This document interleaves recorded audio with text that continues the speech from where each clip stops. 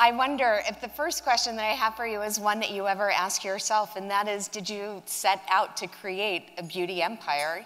No, no, it was a thought. I mean, I remember when Robert Duffy, who is my business partner, he said to me, you know, oh, there's this meeting with Sephora. They're interested in doing makeup, and my reaction was like, really, you know, like, okay.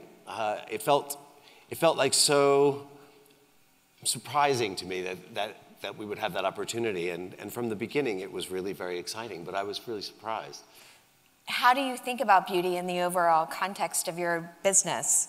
Well, now, I mean, I reference it all the time. In fact, there isn't a day of the week where we're having a meeting with somebody in another area where I'm using Kendo and the people at Sephora as an example, because working with them has been really a joy. And maybe that we started with nothing and we created it from scratch, so there was no baggage, you know, but it really shows when you have a passionate team who know about formula, who know about communication, who are interested in what you have to say and respectful of what you have to say, and very excited by change and newness, and you know, what the results can be, you know, what possibilities you have when everybody is on the same page and like really, you know, working very hard to make all that happen.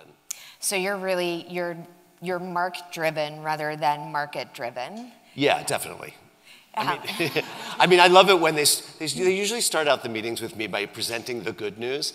And again, they're one of the beauty people are one of the rare people or the rare group that I sit with that is like, this is the good news and it's all good news, you know. So it's been yes, I'm Marc-driven more than market-driven, but it's very nice that they come with a market situation that's very favorable, at least so far. And how do you approach product development? Well, I think, you know, there's two sides, because they know the business, so they tell me what, you know, what a line needs, or what we need, or what would be interesting for us to approach or create. And then sometimes I have thoughts or ideas about things I'd like to see. So it's really been, I mean, again, I think what's so successful and what's worked out really well for me and in terms of the business is that it is a dialogue and we do communicate with each other. And, you know, again, there's the creative problem solving, but then there's just the pure creativity. So it works both ways. And how do you define beauty? What does beauty mean to you? Well, that's very difficult to define. I mean, I think we're in a time now where there isn't an answer. It's like there's many answers, and that's what's great. I know through the engagement that I have with some people on Instagram, et cetera, or seeing the makeup artists or listening to, you know, the response of certain influencers, et cetera, that, you know, makeup is for people who enjoy creating their identities, and it isn't based on that, like, I need to conform to somebody else's standard of beauty. So it's a very exciting time, I think, in terms of, you know, the openness and the idea of, like, again, possibility of what beauty can be. It's like, it's a palette of stuff that you can use to be and make and say whatever you want, you know? There isn't a rule. Do you think that embracing of individuality is something that has evolved in the 5 years since you've launched the brand? I mean, I think in many ways you've been a key driver of it. Yeah, I mean, I think, you know, again, for me, like, some of this conversation is a bit instinctive. I mean, we've worked with different people and different ages, et cetera, and it's never been about working with different types of people or different ages or anything like that. It's just about whoever, you know, you feel like kind of inspired by, or who, you know, who maybe is part of your creative process at a particular moment. So everything, again, seems right and possible, which I think, you know, maybe that's different. I don't really know how it works in other companies or other beauty businesses, et cetera, but I feel like we're not really, you know, it is instinctive, and it's kind of so open and so free. And I mean, we've had everyone from Milk, from RuPaul's Drag Race, you know, doing something in London with us, and we've had, you know, Jessica Lange or Kaya Gerber. I mean, we've just been like kind of all over the place in a good way, whereas perhaps in the past, being all over the place was not the way you wanted to be. And how do you approach choosing a face of the brand? again, it's instinct. I mean, I work with Katie Grand, a stylist who I've worked with for many years, collaborating on shows. And, you know, sometimes I'll have an idea, sometimes she'll have an idea, sometimes we both have an idea. But it's kind of, like I said, it's either instinctive or it's a whim, or it may be he, maybe somebody that we're currently inspired by, you know, so there's no rule. And you referenced social media a minute ago. You have a very strong and engaged social following. You have over 1 million followers. And I'm curious about how you think about it first as a business driver, and do you approach it more as a business driver or more from a personal point of view? Well, I mean, our company has an Instagram, but I mean, I was kind of late to the whole Instagram social media thing. I mean, I was very adamant. I mean, I was really against it for a while. And then one morning, I kind of, in my typical arbitrary fashion, said, like, I think I'm going to join Instagram today. You know what I mean? so. And then you got engaged on Instagram. Yeah, and then everything's on Instagram. And now I'm addicted to Instagram. But no, I think, you know, it's like my experience with it has been, you know, really fun, and I've enjoyed it, and I've reconnected with people. I've also started following people that I didn't know before, who I like the content and the creative choices that they make. So I mean, I've learned things from it. Sometimes I just like it to waste time on. I'm not really sure how, you know, I always joke in the office and say, like, oh, well, you know, I post something and then someone says, oh, I love that. I need, want. And I was like, the cash register hasn't been ringing, but I know that everybody wants it, you know, or needs it. So I'm not really sure how much impact it has, although, again, I guess it just depends. I mean, I don't know how much my personal Instagram has. Is there anything that you wouldn't share? Is there anything that you wouldn't share? No. No. I'm pretty open book. Do you? I am. Have been. Still am. And do you feel like culturally that this is the direction that the zeitgeist is moving in? Where do you think, like, how do you see the age of individuality continuing and evolving? Well, I think, you know, I mean, there's just no denying what a reach that social media has, and how it does allow so many more people to be engaged in a dialogue or a conversation or exchanging of ideas than ever before. And I think that's not going to that probably isn't going to go away. And it also, again, certainly on the level of beauty, I mean, that is where you do see something, because you really see, I mean, between people swatching on their arms and talking about different beauty, like I'm really conscious of it. And I think that because of the nature of the product and the cost or the price of the product, people can actually, you know, buy the product, which is very different when you're talking about a $3,000 dress or a $500 blouse. You know, it's quite different. So there is something that's more accessible about the things that we're making in this area, which allow it to become more than just a discussion. So when somebody says, like, I need that nail polish, they actually can go and buy it rather than just say they need it. And when you're creating beauty products, how do you go about creating a product in an ownable way? Well, I mean, again, I thought the team of people that we work with, or that I work with, you know, comes and they make it real.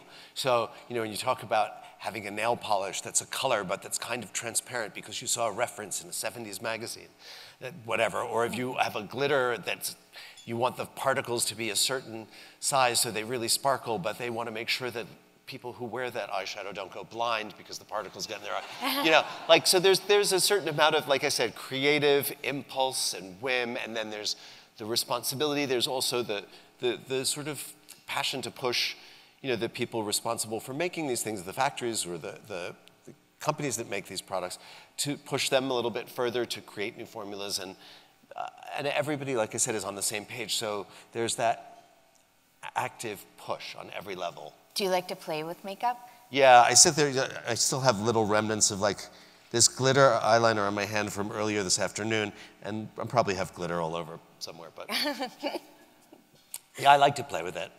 And is your process similar when you're developing fragrance? Tell us how you like to work in that way.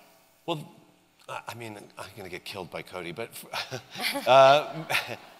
it's way more fun working on makeup than fragrance. I mean, the fragrance thing is nice. What's nice about fragrance is a story, is like to think of the kind of story or the romantic image of the girl, the bottle, or the world of that particular, the spirit of that fragrance, and then to try to identify the elements and the communication of it, et cetera. But I think working on makeup is definitely closer to the process and the process that I love of putting together a fashion show. So you are talking about color, you are talking about texture, you are also creating a look with shape, and you're making more creative choices that are visual. And I guess that's really what my thing is like visual choices, and design being a series of creative choices and creating an identity. And like I said, I feel that I get closer to that with makeup and clothing than I do maybe with fragrance. And what about skincare? Well, that's a new thing for us, so we're working on that, and that's been exciting. So we'll see, we'll see where that goes. But again, I think all the rituals that are involved. I mean, I said it a little bit, I guess, in that video, but the ritual of like sort of from the time you wake up and you start, your shower and taking care of yourself, and what you do to like go out into the world and show this person you want other people to see. The choices you make in terms of your shoes and your clothes and your bag and your face and your fragrance, all of those things, I think there's so much pleasure in it. Like, these are luxuries, they are not necessity. And I think that at least I see with so many people, these are things that people really do enjoy. They enjoy picking them out. I mean, I've been in Sephora before, where I've just seen like, it's so busy. And like the makeup artists are so knowledgeable about what they're selling, and the customer is so anxious to buy something new and try something different. So there's just like, I think there is like a whole ritual, social, and expressive sort of aspect to all of these things. It makes it exciting. So when you launched your latest foundation range, you launched with 29 shades, and you had 29 different models to show the 29 different shades. Yes. And can you tell us how that idea came about? I think that again was a discussion with Katie Grand, and I think I remember there was some comments that I had on Instagram prior to that, to Shameless, where people were saying that we weren't doing enough shades for the various skin colors. And I remember, again, going to a meeting and saying, like, guys, I think we need to offer more shades for, and again, what I had to say was heard, and everybody took it quite seriously.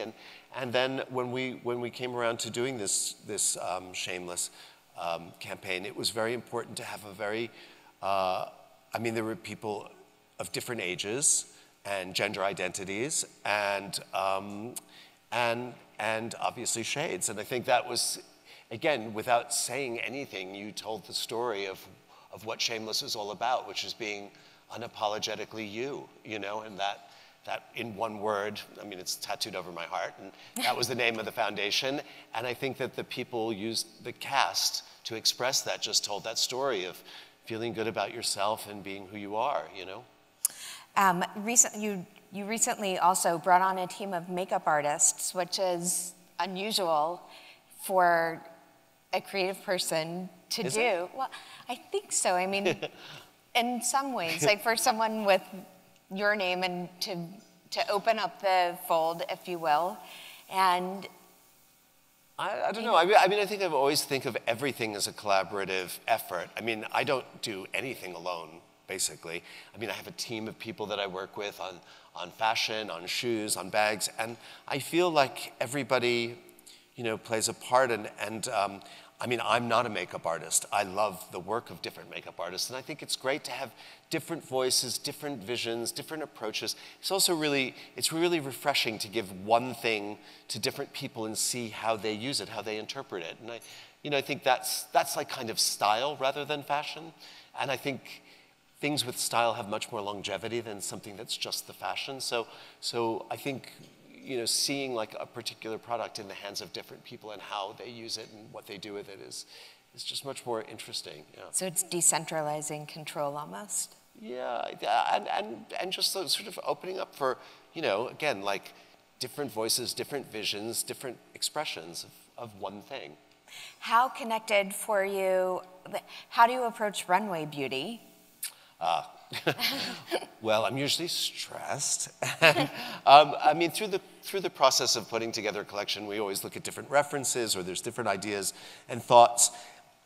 And by the time we get to doing the hair and makeup for the show, the beauty statement, we kind of have a very good idea of what the show will look like and what the girls, what I'd like to say with the show. Mm-hmm. So we come to that point, and we work with Diane Kendall and Guido at Palau, and show them the clothes and talk them through what the different references, the inspirations were, and then we try different things until we get to a place where we all feel that the balance is right, where all the bits fit together to tell the complete picture.